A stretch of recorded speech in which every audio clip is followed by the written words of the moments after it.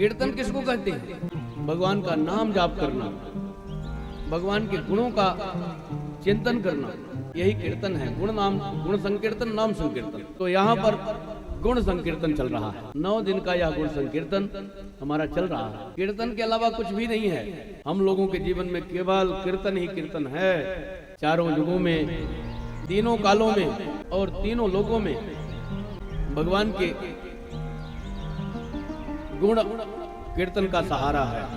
सदैव प्रभु का स्मरण, राम ही सुमिरिय गाई राम ही, संतत सुनी तास गुण ग्राम ही।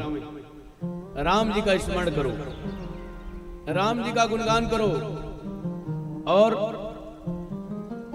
कोई सुनने को मिले तो गुणगान करो, और सुनाने वाले मिले तो सुन लो। गुण का गान करना, श्रवण से गुण को सुनना।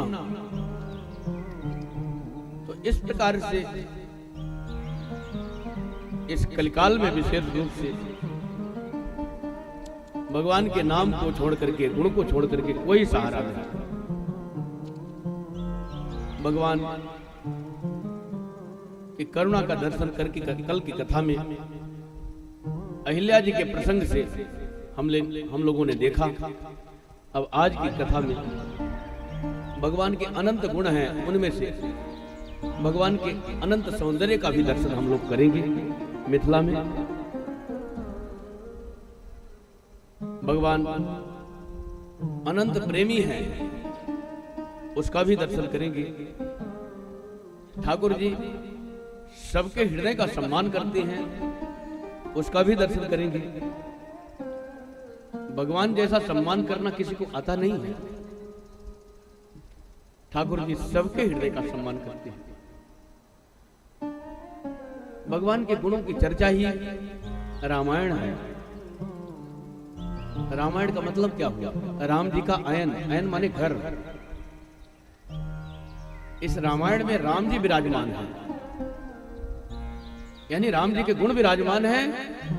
कहने का मतलब राम जी ही गुण के रूप में इस रामायण में विराजमान है। तो ठाकुर जी का दर्शन, हम केवल ठाकुर जी के रूप का दर्शन ही संपूर्ण दर्शन नहीं है। जैसे हमको आपने देखा तो बाल रखे, दाढ़ी रखे हैं, इतने दर्शन नहीं, अंचला पहने। महाराज जी में और कौन कौन से गुण हैं, ये सारे चीज का अनुभव करना, ये महाराज जी का पूर्ण दर्शन हुआ।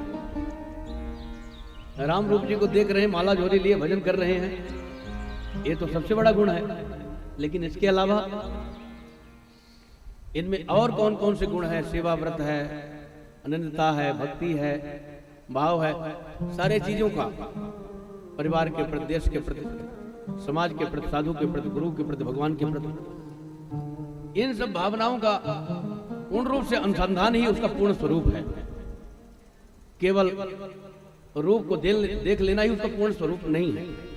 इस प्रकार से भगवान का जो मंगलमय स्वरूप है वह केवल ठाकुर जी को रूप को देख लेना ही सारा स्वरूप नहीं है, उनके समस्त गुणों का अनुसंधान ही उनका संपूर्ण स्वरूप है।